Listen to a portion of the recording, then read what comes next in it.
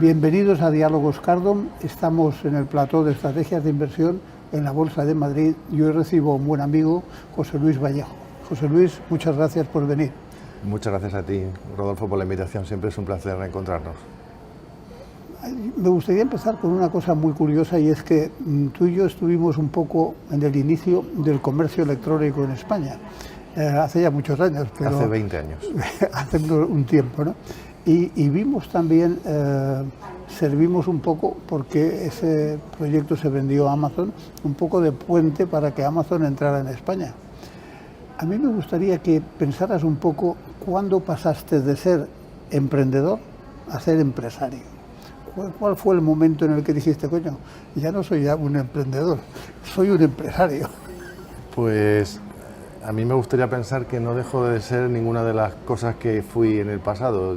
Sigo pensando que soy un poquito ingeniero, que soy un poquito emprendedor, que soy un poquito empresario, que soy un poquito inversor, pero voy añadiendo roles y los voy mezclando, y hoy mi rol principal evidentemente es el de empresario, porque me toca dirigir, gestionar una compañía que ha ido creciendo y me ha ido obligando a ser cada vez más empresario, pero no me resisto a dejar de ser emprendedor. Dentro de mi empresa tengo siempre ese foco en las iniciativas nuevas, en las apuestas, en la cosa perimetral que nos hace cambiar y evolucionar.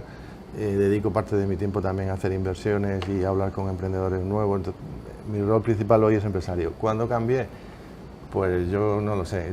Supongo que hay un momento en el que tu día a día te obliga a gestionar personas, te obliga a gestionar riesgos, te obliga a colocar bien tus activos y a hacer tus apuestas, y poco a poco, sin darte cuenta, no sé en qué momento, en qué masa crítica de una empresa, no sé si es cuando tienes 50 trabajadores, no sé si es cuando te toca salir fuera de España y plantearte tener esas filiales y esos equipos directivos repartidos, pero yo la verdad es que lo he ido haciendo siempre todo con mucha naturalidad y no tengo un momento que me acuerde de estoy cambiando. En ese momento fue hay crucial, un punto de ¿no? inflexión definitivo, no lo tengo. Oye, una cosa muy curiosa es que tú eres un ingeniero en telecomunicaciones, pero has hecho otra ingeniería. ¿Qué te llamó la atención de la segunda y explícame por qué entraste en ella?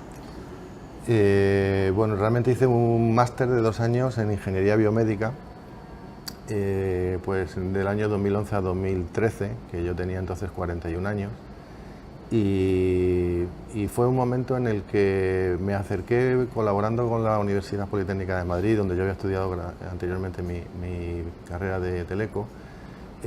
Pues estuve ayudando a unos startuperos, a unas empresas que salían de allí del programa Actúa UPM, donde había una mezcla de médicos, ingenieros, empresarios, y fue cuando pensé que quizás, además de dedicarme a estar en foros de inversión o participar a veces como Smart Money, pero esa parte, digamos, donde ayudas a las empresas nuevas con tu conocimiento, con tu experiencia de gestión empresarial, pero me apetecía volver a tener un conocimiento más técnico, volver a ver cómo se aplicaban las mismas tecnologías, las mismas cosas que se estudiaban 20 años antes, pero a problemas mucho más ambiciosos, como son los problemas de la salud, como son los problemas que hoy pues, podemos abordar gracias a la capacidad de computación que tenemos, y que hace muchos años pues, eran técnicas que valían para multiplexar 2 señales dentro de un cable, pues ahora pues, valían para extraer una imagen de resonancia magnética, para analizar el genoma humano, para hacer cosas mucho más valiosas. Y decidí volver a la universidad. En principio decía, bueno, pues esto es un hobby, voy por las tardes, de lunes a viernes, y si mi empresa me necesita más tiempo, pues tendré que dejar esto que para mí, como digo, era un hobby. Y bueno, la verdad es que vuelves a esa vida universitaria, te vuelves a enganchar, te encuentras noches sin dormir para hacer un trabajo, para subir nota, te vuelves a meter en la mentalidad de estudiante, ves la universidad de una forma muy diferente. Yo decía, pues vuelvo 20 años después y la relación con los profesores, las preguntas que te surgen, la manera de estudiar, para mí fue muy satisfactoria, fue completamente diferente. De ahí me salieron muy buenas relaciones, acabé montando un pequeño fondo de inversión en temas de biotecnología que se llama HealthyTech, participé en una empresa de genética, en una empresa de diagnóstico de imagen médica, en fondos de inversión que a su vez se especializaban en temas bio. y veía cada vez más clara la conexión entre mi mundo anterior y este, pues porque al final pues todo es cloud, todo es data, todo es IA, todo es un mismo tipo de tecnología. Y ahora mismo personalmente tengo un interés especial en todos los temas de salud. Dentro de Singular tenemos una división de Health y tenemos ahora pues un reto gigante con el tema de la aplicación de la IA a todos los temas de salud. Y bueno, creo que también otro ejemplo más de que ha ido surgiendo de manera muy progresiva, mezclado con todo lo anterior y es un sector que me apetece mucho. Tú eres presidente ejecutivo de Singular, la has sacado a bolsa hace un par de años, al BME, ¿no? ¿Qué ha cambiado desde la época en la que era una empresa particular tuya a una empresa ya cotizada en bolsa que tiene que dar información regular, etcétera? ¿Ha cambiado mucho o ha cambiado poco? Yo creo que ha cambiado poco. Me ha cambiado algunas cosas, tengo algunas limitaciones, tengo algunas precauciones, pero lo fundamental no ha cambiado porque creo que afortunadamente teníamos una empresa que estaba muy ordenada, de hecho, haciendo un poco la historia lo más corta posible, nosotros no teníamos pensado salir a bolsa y sí teníamos intención de que hubiera muchos empleados que pudieran ser accionistas. Entonces montamos un modelo, un vehículo que validamos con asesores legales para que fuera compatible con la CNMV, etcétera. Montamos un pequeño mercado interno solo para empleados, se llamó Singular Market, duró durante 2 años y permitíamos que hubiera empleados que compraban acciones. Yo como accionista mayoritario durante un tiempo pues hice de proveedor de liquidez con unas fórmulas muy claras en un entorno restringido solo para empleados y en alguna ocasión hablándolo con alguna persona que nos asesoraba nos decía pues lo tenéis todo muy ordenado, prácticamente porque no dais el salto y pasáis a cotizar en un mercado como el BME Growth donde os van a pedir unos requisitos adicionales pero lo más importante lo tenéis. Esa gobernanza que quizás era un poco amateur pero que creo que se planteaba desde el principio con mucha rigurosidad pues no nos costó mucho, en 3 meses hicimos una ampliación de capital, tuvimos mucho interés porque nos pilló justo en un momento donde todo el capital era para adquirir unas compañías que ya teníamos identificadas y salimos a la bolsa y en principio no notamos gran cambio. Las precauciones de, pues en lugar de poner algo de forma espontánea en Twitter, pues hoy por ejemplo, aunque sé que este programa se va a emitir en un par de días, pues me encantaría anunciar una cosa que vamos a anunciar mañana y yo esto de forma espontánea pues lo habría hecho pues en modo más natural y ahora pues tengo una precaución de que los primeros que se enteren son los accionistas, sea el mercado, luego ya lo contamos a nuestra gente, luego ya se lo contamos a los clientes, etcétera. Pero realmente no tengo una sensación de gran cambio. Tenemos un consejo de administración con 6 consejeros, 3 de ellos independientes, y es un consejo muy colaborativo, muy de negocio, muy de hablar de la estrategia, del futuro de la compañía y aunque todos los temas de compliance, de governance, etcétera, tienen su espacio lógicamente, pero no noto que sea un gran coste para nosotros. ¿Qué es lo que más te gusta de dirigir una empresa que está creciendo mucho y lo que menos te gusta? Pues lo que más me gusta es lo que me ha traído hasta aquí, que es rodearme de gente muy buena, gente inteligente, gente inquieta, gente que sabe mucho de lo suyo, multidisciplinar, que es lo que te enriquece, lo que te apetece hacer, cosas en equipo, te apetece reunirte, aprendes siempre de mis compañeros, nos permite trabajar en clientes y en proyectos que son muy chulos, cada cliente es líder en su sector, te cuenta sus problemas. Esa capacidad que tiene la tecnología de transformar y ahora más que nunca estamos en un momento especialmente, aunque sea convulso y sea con mucha incertidumbre, pero muy emocionante y muy interesante para hacer proyectos que no se podían hacer hace unos años y que ahora se pueden hacer. Eso es lo que, lógicamente, lo que te estimula, el mantenerte al día, el hablar con gente que te cuenta cosas, que son además buenas personas, que te apetece siempre trabajar en equipo con ellos. Y lo que menos, pues con el tamaño, con la diversidad, pues al final las estructuras normalmente pues se van especializando, vas teniendo gente muy buena en hacer su día a día y cuando esas cosas escalan o te llegan un poco más a la alta dirección, pues suelen ser cosas que son imprevistos, no han pasado nunca, son riesgos nuevos. Entonces, sin darte cuenta, pues te encuentras apagando fuegos de diferente tipo, no de un fuego de hoy para mañana, sino de un fuego de hoy para dentro de 3 meses, pero te va consumiendo cada vez más tiempo la gestión de esos riesgos o de esas incertidumbres o de esos imprevistos a nivel corporativo. Yo tengo la suerte de que tengo un equipo del que me fío mucho. No sé si tengo un estilo de delegación bueno o no, porque luego a veces me gusta meterme y los mareo y cambio las cosas, pero sí es un equipo de trabajo pues de mucha colaboración, de mucho consenso, de mucha confianza, y entonces me la suelo apañar para quitarme las cosas que menos me gustan y rápidamente buscar a alguien que se encargue y quedarme yo con algunas de las que me hacen más ilusión. Entonces, bueno, afortunadamente mantengo un buen equilibrio de que me sigue gustando mi trabajo. Fenomenal, eso siempre es lo que le digo a mi mujer, hay que trabajar en lo que te gusta porque entonces es como no trabajar, ¿no? Exacto. Una de las cosas que he visto es que habéis hecho muchas absorciones de empresas pequeñas, más o menos especializadas, etcétera. Vosotros habéis presumido siempre y teníais una gran cultura empresarial personalizada que era muy de singular. ¿Eso cómo se transmite cuando compras una empresa?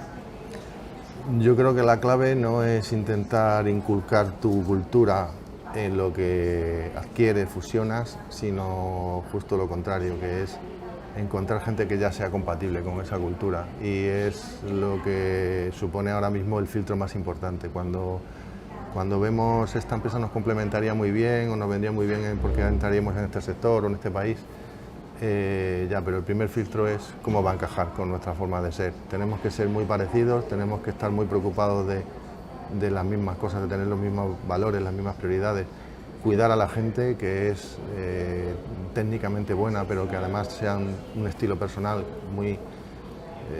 nuestro estilo de humanista de cuidar de los equipos pensando a largo plazo tiene que estar ya en la otra compañía que hemos adquirido, porque si no eso no va a mezclar bien. Y además ocurre precisamente que si el encaje cultural funciona, todo lo demás viene detrás y también funciona. Es muy fácil mezclar los equipos, es muy fácil ser generoso y compartir las oportunidades comerciales, cambiar las estructuras, que todo el mundo vea como un paso adelante cualquier cambio y no lo vea como algo que se resiste o que intenta mantener su situación anterior. Entonces nuestra estadística ha sido muy buena porque ya de antemano el filtro cultural ya lo teníamos hecho, ¿no? Y nuestra cultura es fuerte, pero yo creo que no es tan complicada. Es pues entender que el talento técnico escaso y valioso tiene una forma de funcionamiento y hay que cuidar y hay que priorizar una serie de cosas, y eso mismo ocurre con otras compañías pues, que han sido fundadas por personas técnicas que quieren darle recorrido a su gente, que se incorporan en singular precisamente porque ven que es una forma de que su gente crezca y tenga mejores retos. Entonces, pues el caso particular que anunciaremos en unos días es un ejemplo perfecto donde dices, es que estoy hablando con alguien que es como yo cuando tenía una empresa de 50 personas y le preocupaba lo mismo que a mí y quiere las mismas cosas. Ese encaje va a ser muy fácil. Claro, claro. Y en el caso de todas estas absorciones que habéis hecho, ¿cuál es la más rara que habéis hecho? O sea, la que menos, desde un punto de vista de tecnología, etcétera, la más rara me refiero a que era algo completamente nuevo. Pues hay un par de ellas que son muy raras y la última fue hace un año, precisamente justo ahora en julio cumple un año, que adquirimos la revista Emprendedores. Dentro de estas cosas que están en el perímetro de nuestro ecosistema, siempre relacionado con talento, siempre relacionado con tecnología, pues es verdad que habíamos comprado una empresa de formación, una empresa de selección de talento, una empresa que en ese caso es una participación en una empresa que imparte un grado también universitario en liderazgo, en emprendimiento. Pero el tema de la conexión con emprendedores es una conexión un poco emocional que tiene que ver con que dentro de Singular mantenemos esa parte de ADN startupero que decíamos antes de seguir manteniéndonos ese espíritu emprendedor. Hacemos mucho venture building, todavía participamos en proyectos con Work for Equity, todavía hacemos joint venture con clientes, hacemos spin-off de cosas nuestras que luego tienen vida propia. Y esa conexión con esa comunidad, más que una revista, es una comunidad donde hay muchísima gente que comparte pues, esa inquietud de mantenerse siempre en contacto con las nuevas ideas de negocio, con gente inquieta, de sentirse también comunidad, porque es un tipo de colectivo porque se siente muy solo y necesita muchas veces ser parte de esa gran familia emprendedora. Y bueno, yo también conocía, pues no los 20 años que nos conocemos nosotros, pero sí 15 años que conocía a su CEO, a Alejandro Vesga, y nos juntamos una tarde y decimos, siempre que nos vemos en un evento, nos quedamos luego hablando de por qué no hacemos más cosas y por qué nos juntamos esto con lo otro y hacemos... y qué haríamos si tuviéramos un mismo... si fuéramos socios, si juntáramos nuestros equipos, ¿qué haríamos juntos? Y recuerdo que en esa primera tarde salieron como 8 ideas y todas tenían buena pinta y dijimos, pues si esto se nos ha ocurrido en una tarde a él y a mí, seguramente cuando los equipos vayan trabajando juntos unos meses y sean ellos los que se propongan cosas, saldrán otras ideas, ¿no? Y la verdad es que un año después esa es la realidad, tenemos un montón de mezclas, ellos sí mantienen su independencia, por supuesto que mantienen su marca, pero cada vez hay más oportunidades de reunir gente, de compartir inquietudes sobre cómo ven en el futuro diferentes sectores, diferentes empresarios, de plantear encuentros, de buscar soluciones que aplican de un sector y puedan aplicar a otro. Y bueno, pues un año después es una cosa de esas que también ha funcionado. Fenomenal. Oye, una cosa, y en el tema que has mencionado, pero muy rápidamente, el tema de la inteligencia artificial, ¿qué es lo que realmente te preocupa y cuáles son las áreas en las que estáis trabajando ahora que te parecen que van a revolucionar áreas completas? Pues lógicamente la preocupación que todos creo que compartimos es que en esa evolución de cómo va a ser el trabajo del futuro, pues los más pesimistas pensarán que se acaba todo, los más optimistas pensarán que esta es una revolución como otras que en el pasado ha destruido unos puestos y ha generado otros, pero el neto siempre es expansivo. La peculiaridad en este momento es que es una revolución muy rápida, es un cambio se produce en muy poco tiempo, entonces la aparición de esas nuevas profesiones, la adaptación de los profesionales a las nuevas necesidades se va a producir en tan poco tiempo que va a haber pues mucho drama, mucha crisis por esa capacidad de adaptación.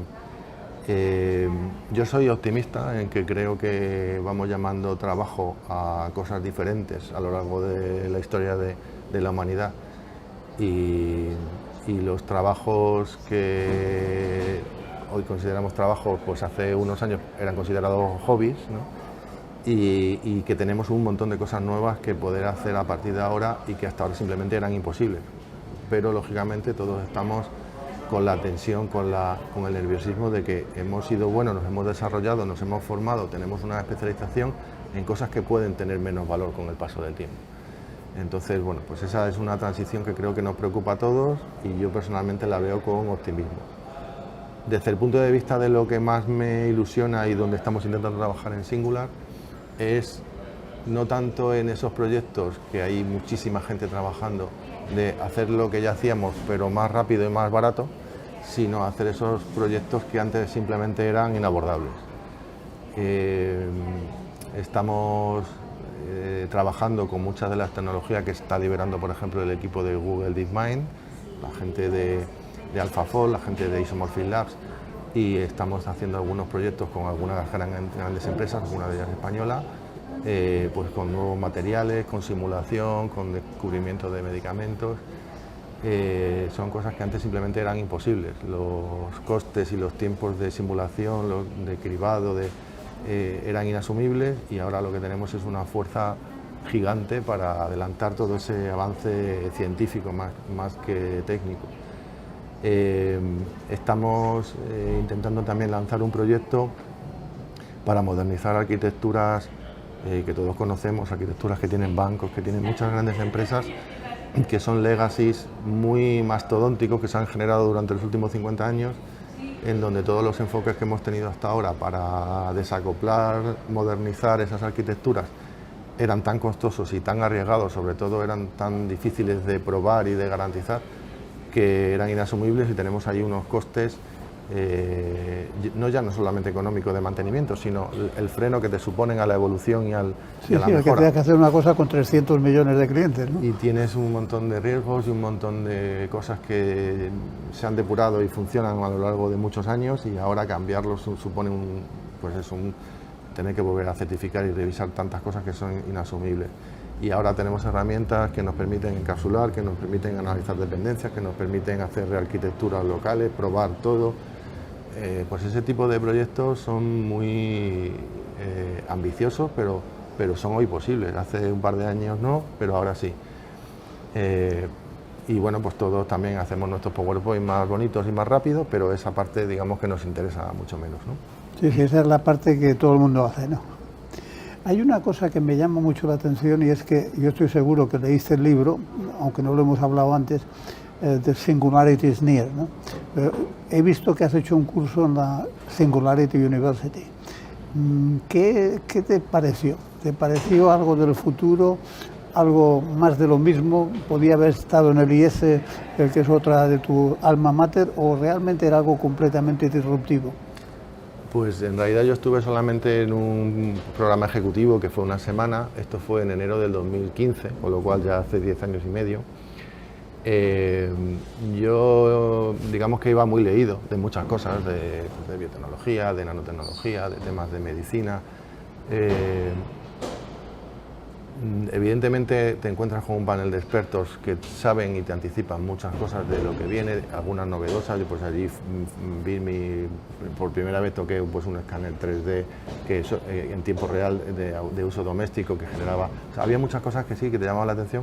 A mí una de las que más me llamó la atención era la dificultad que tenemos los humanos para,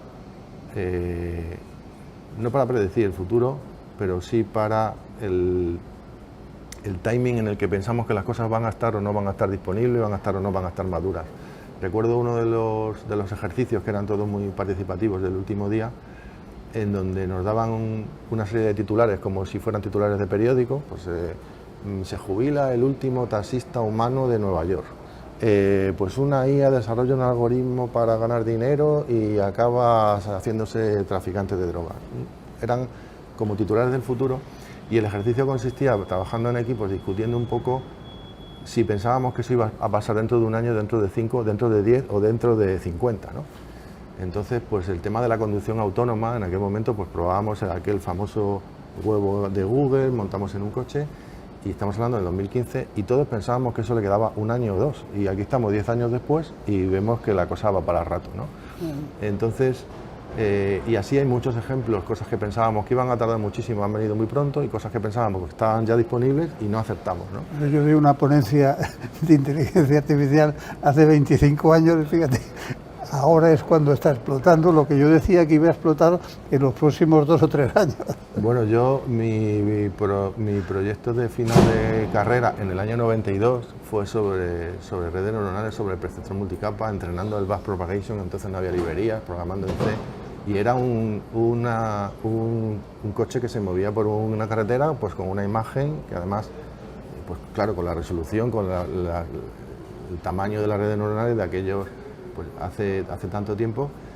Y claro, lo que ha pasado después es que tenemos las mismas matemáticas, pero con la capacidad de cómputo elevada a la enésima potencia. O sea, la ley de Moore ha hecho su trabajo todos estos años, y la cantidad de datos, de procesos, de juegos de entrenamiento, de todo lo que tenemos disponible, pero es la misma fuerza bruta la que seguimos gestionando. Me da igual que sea un LLM que parezca muy listo, es la misma fuerza bruta. Y no digo que el cerebro no haya hecho lo mismo a lo largo de millones de años de evolución y sea la misma fuerza bruta más optimizada. Pero que es verdad que en ese momento tú pensabas, bueno, pues en cuanto esté un poquito más de resolución, ya esto nos permite poner un coche autónomo. Y pasan 30 años y ahora los problemas son otros. Entonces, esa incapacidad de...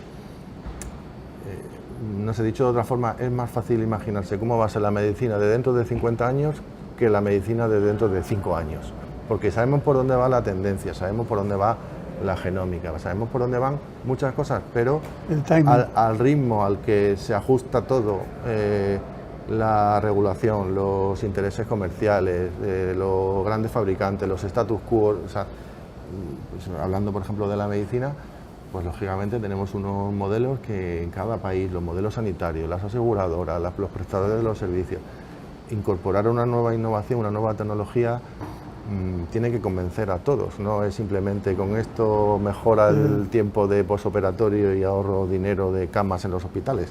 Hay muchos intereses que combinar para que todo eso funcione o triunfe, o no se quede en un cajón por un interés del que ya tiene ese status quo. Entonces, esas son yo me quedé pensativo en aquel momento es muy complicado predecir el futuro. Ya sé que predecir es imposible, pero aproximarse a ese momento de timing perfecto, que además es el que luego permite las grandes operaciones y las grandes oportunidades de negocio, ¿no? Si llegas un poquito antes o un poquito después, normalmente te la pegas, pero si estás en el momento justo es... ¿Cómo ves, ya para terminar, cómo ves el tema de la computación cuántica? Pues llevamos 20 años diciendo que nos quedan 10 años. Seguimos en ello. Tengo un mi segundo hijo que estudió matemáticas e informática y luego hizo un máster de computación cuántica, intenta trabajar en eso y hablamos y yo me leí en su momento algunas cosas que publicaba y intento seguir la pista y bueno, pues estamos con planteamientos teóricos y con máquinas muy limitadas, anticipando por dónde va a estar esas capacidades y por dónde vienen esos riesgos también asociados, pero yo sigo viéndole que le quedan 10 años. Ahora, por ejemplo, lo que sí es importante es anticiparnos ya hoy, trabajar hoy para anticiparnos a los problemas que nos puedan surgir una vez empecemos a tener ordenadores cuánticos más potentes y más disponibles. Por ejemplo, todas las comunicaciones encriptadas que tenemos hoy sabemos que se van a desencriptar en cuanto se rompan los algoritmos de cifrado que tenemos gracias a la computación cuántica. Entonces hay gente que ya está almacenando, está robando ya las tramas ahora para tenerlas guardadas y cuando esos algoritmos estén disponibles descifrarlo, con lo cual algunas de las cosas que estemos hoy enviando por redes supuestamente seguras pues serán datos que serán desencriptados dentro de 3-4 años, con lo cual ese es un esfuerzo que tenemos que hacer ya, por empezar a no confiar en los algoritmos de cifrado actuales, sino buscar otros, que simplemente es buscar otras matemáticas que están hoy disponibles, pero que sean resistentes a esa capacidad de cifrado que tienen los ordenadores cuánticos. Y eso lo tenemos que hacer ya, porque si no, algunos de los datos sensibles van a seguir siendo relevantes dentro de 3 años y alguien los va... pero luego que podamos utilizarlo para otro tipo de solución de problemas más complejos, etcétera, yo sigo pensando que ahí nos queda Todavía nos queda algo de tiempo, ¿no? Sí. Oye, ya para terminar, José Luis, ¿qué le dirías al emprendedor o ya empresario que se quiera dirigir a Singular? ¿Cuándo tiene sentido hablar con Singular para que realmente puedas formar parte de la familia? En España lo tenemos fácil porque creo que es un entorno pequeño, nos conocemos todos, participamos en muchos eventos comunes, son nuestros técnicos los que nos comunican, oye, pues he conocido a esta gente, esta charla, este proyecto en un cliente. Entonces, se produce por serendipia, se van encontrando la gente que somos más o menos parecidos, y entonces vamos encontrándonos empresas afines, compatibles, pero un poco el patrón que se repite y que siempre buscamos es gente que le gusta su trabajo, que a pesar de que vamos cumpliendo unos años, pensamos que estamos jóvenes para jubilarnos, que nos sigue gustando un poco el mantenernos al día, aunque tú hagas un esfuerzo porque vengan las nuevas generaciones, pero sigues pensando en que puedes aportar, y ese tipo de fundadores de empresas que quieren cuidar a su gente, que quieren seguir trabajando, que lo que buscan es tener una mayor masa crítica, mayor repercusión, ser capaz de ir a clientes más grandes, poder ir a otros países, mezclar lo que ellos saben hacer con otras cosas complementarias para hacer proyectos más grandes. Nos vamos encontrando, nosotros hemos dicho muchas veces que para hacer proyectos más grandes teníamos que aliarnos con nuestra competencia, que la gente no lo entendía, todo el mundo dice, pues eres competidor, te dedicas a lo mismo. Ya, pero si tengo que hacer un proyecto donde necesito 30 personas y yo el mes que viene solo puedo poner 5, prefiero juntarme con otro que me ponga otras cuantas personas y que tenga otras competencias y entre todos hacer ese proyecto, a simplemente considerar que es competencia, y entonces pues intento no esa filosofía de mucha colaboración, de montar eventos, de encuentros, hacer todo muy open, yo creo que la hemos tenido siempre, nos ha ido conectando con gente que hemos sido competidores, aliados, socios en un proyecto y hemos acabado siendo socios ya en todo, ¿no? Pues esa es un poco la filosofía, gente que le gusta la tecnología, que quiere cuidar de su gente, que quiere seguir trabajando y hacer cosas más ambiciosas y que lo quiere hacer en un entorno colaborativo, pues donde intentamos mantener a raya los egos y las jerarquías, porque pensamos que todos podemos aprender de todo. Fenomenal, José Luis. Oye, pues muchas gracias por haber venido. Ha sido, como siempre, una gran discusión y me alegro mucho y te deseo lo mejor para Singular. Muchísimas gracias, y para Rodolfo. ti, por supuesto.